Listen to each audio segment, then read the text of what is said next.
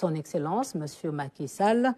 À l'entame de sa communication, le président de la République est revenu sur le vote par l'Assemblée nationale de la proposition de loi fixant la nouvelle date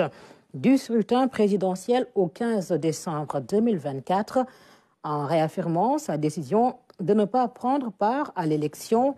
Le chef de l'État a notamment renouvelé sa confiance au Premier ministre Amadou Ba et à l'ensemble des ministres et demandé au gouvernement de prendre toutes les dispositions requises pour l'organisation dans les meilleures conditions du scrutin présidentiel à la nouvelle date fixée. Le président de la République a particulièrement réitéré sa détermination à poursuivre le dialogue avec tous les acteurs politiques et les forces vives de la nation en vue de renforcer, d'une part, notre démocratie à travers un processus électoral transparent, libre et inclusif, et d'autre part, la crédibilité de nos institutions. Dans ce contexte,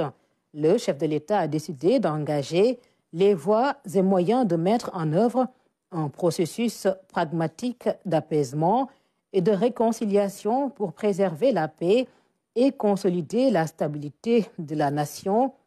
Dans cette dynamique, le président de la République, garant de l'unité nationale et du fonctionnement régulier des institutions, a demandé au gouvernement, notamment au garde des Sceaux, ministre de la Justice, de prendre les dispositions nécessaires pour matérialiser sa volonté de pacifier l'espace public dans la perspective du dialogue national et de l'organisation de la prochaine élection présidentielle. Le chef de l'État a par ailleurs insisté sur l'impérieuse nécessité de consolider la solidarité gouvernementale, de veiller au bon fonctionnement des administrations, de poursuivre la mise en œuvre optimale des politiques publiques et d'améliorer les postures républicaines à toute épreuve. Abordant le développement de l'entrepreneuriat et des petites et moyennes entreprises, le chef de l'État est revenu sur le bilan des activités de la délégation générale à l'entrepreneuriat rapide des femmes et des jeunes DER/FJ pour soutenir l'insertion et l'emploi des jeunes, renforcer l'inclusion financière et l'autonomisation économique des femmes à travers les 3 volets formation, formalisation et financement. Le président de la République a salué la contribution de la DER/FJ à la bonne mise en œuvre du programme Xëyu Ndaw ñi et félicite la déléguée générale et l'ensemble de ses équipes pour les performances remarquables sur la période 2018-2023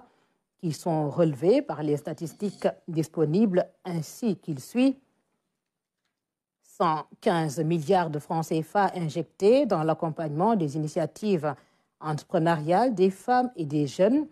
252 657 initiatives entrepreneuriales de femmes et de jeunes financées, dont 6 286 TPE et PME accompagnés, 15 437 bénéficiaires formés sur des compétences entrepreneuriales, 1862 entreprises assistées techniquement, 500 start-up accompagnées et financées avec un impact global de 265 230 emplois créés et consolidés. Suite à ces remarquables résultats notés, le chef de l'État a demandé au Premier ministre d'accentuer les efforts du gouvernement sur la formation professionnelle et le financement des jeunes afin de promouvoir un Sénégal d'entrepreneurs soutenu par des instruments publics d'encadrement et de financement consolidés et optimisés dans leurs interventions auprès des cibles. Le président de la République a en outre souligné la nécessité d'asseoir la promotion des PME-PMI en développant davantage les mécanismes de garantie par la capitalisation des actions du Fonds de garantie des investissements prioritaires FONGIP après 10 années d'intervention. Le chef de l'État a, à cet égard, demandé au Premier ministre à travailler avec les ministres en charge des finances, de l'économie, du commerce et des PME, du développement industriel et l'APIX à la relance du Conseil présidentiel de l'investissement avec une nouvelle formule pragmatique autour des thématiques relatives à l'entrepreneuriat et au financement de l'économie nationale, revenant sur l'évaluation de la mise en œuvre des réformes de la fonction publique locale, le président de la République a demandé au Premier ministre